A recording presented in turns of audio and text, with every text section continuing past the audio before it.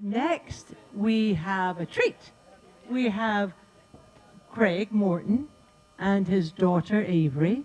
And Craig is the grandson of Lloyd and Kathleen Morton, is that correct? Ethel and Russell Hargrove. So you've got all kinds of good connections. Yeah, great genes. So they're going to do a little historical skit with the help of Kate LaFrance. Welcome, everyone, to the 150th anniversary of the Scotch Colony. Over the years, much has changed, and many souls have come and gone. People always wonder what the old-timers would say if they could see us now. Well, I'm kind of a computer gal, so with the magic of artificial intelligence, or AI, I have managed to simulate that experience for you all to see as Ruby Phillips visits Ethel Hargrove for tea in August 2023. Well, hello, Ethel. How are you today?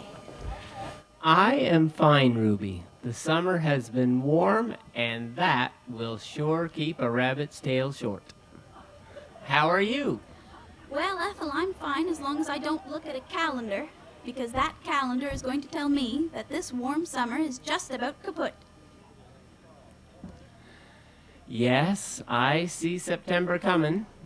Isabel and Kent and the gang were all up through the back country of Bonaccord last weekend, and some red and orange leaves were reported. So that means soon I'll have to put the heat on, and then when you ask me how I am, I will have one of three ailments. One, either I'll have an upset stomach thinking about the bill, I'll have a sore shoulder from my home support worker having to twist my arm a little to make me put on the heat.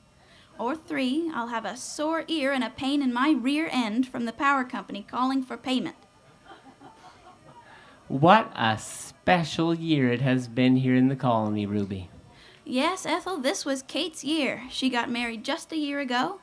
Oh, how she smiled that day. It's like she knew we were all there. And you looked just great that day too, Ruby.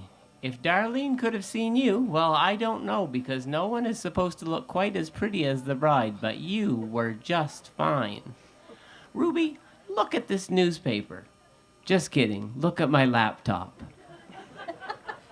Gas is going up to $1.89 a liter. Land's sakes. And people will pay $20 for a pack of toilet paper. Maybe they use it for something different now. Well, Ethel, that's smart in a way, because if you spend $20 on toilet paper, you can't afford groceries like food, so the toilet paper should really last. I've read, Ruby, that when the first settlers came to the colony, that May, they found snow in the hills. Rumor has it that's where the expression "the cheap Scotsman" comes from, because there was like one guy who was, "Does anybody know how much it's going to cost us to go back? We are staying." In winter, we'd be so cold. I remember saying, "There's got to be a way to warm this place up." And when the first motor car came to the colony, I can remember the heat coming from that tailpipe.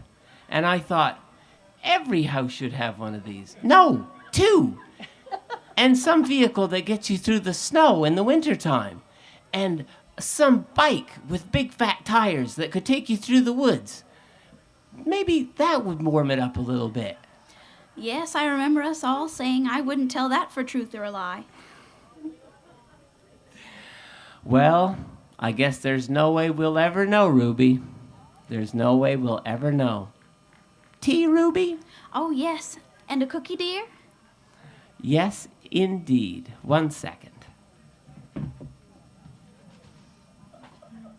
There you are, dear. So, in this big gathering, Ruby, with all these folks around, I was wondering, what was your favorite thing out here in the colony? Robbie Burns night. Oh, me too. I would go tonight if it were January 25th. But then it would be cold, and you'd be going on about your power bill and your sore shoulder. So let's not. And say we did. Remember the music and the poems and the stories and skits and dancing? When that Robbie Burns Hall was built by John Ellis after the first hall burned in 1909, the music in his heart must have guided his hands. The memories made in that Robbie Burns Hall have lasted many lifetimes here in the colony, and the hall continues to host events today.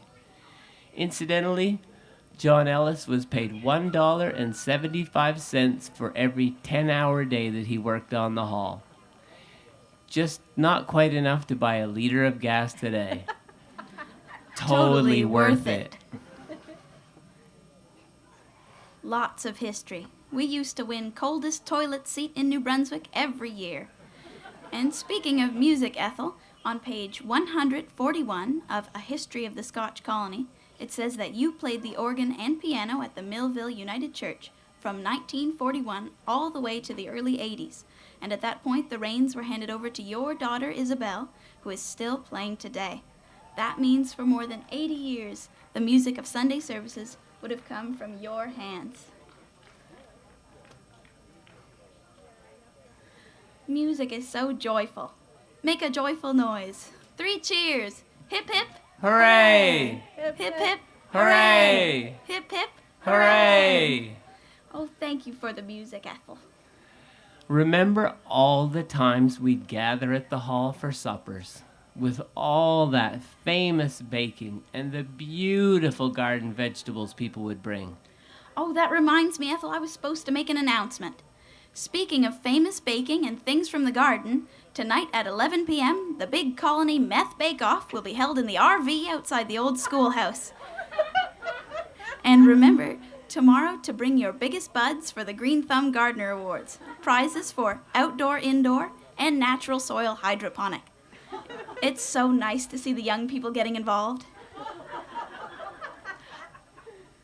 Oh, and there's a table of edibles just to make it easier if it happens to be your weekend with the kids. Now, guess what I heard, Ethel?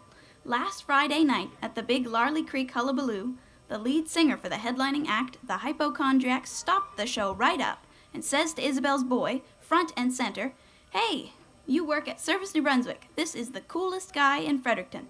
Now that's like throwing your coat on both sides of the room to let them know who you are. So it's not all bad, Ethel. He is pretty cool. It is the capital city. You sure are right, Ruby. It ain't all bad. Ruby, would you like that last cookie? Oh, no. You'll chase a crow a mile for that before spring.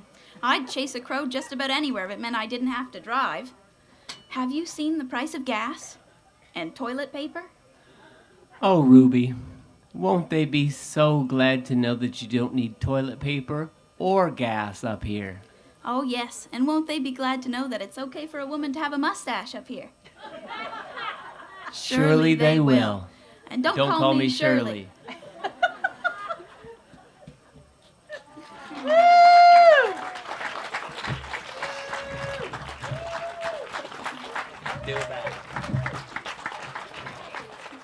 Big hand for Craig, Avery, and Kate. Way to go. Thank you Thank you for so bringing much. the skits back. Okay, there's lots going on at the rolling pin, Phil.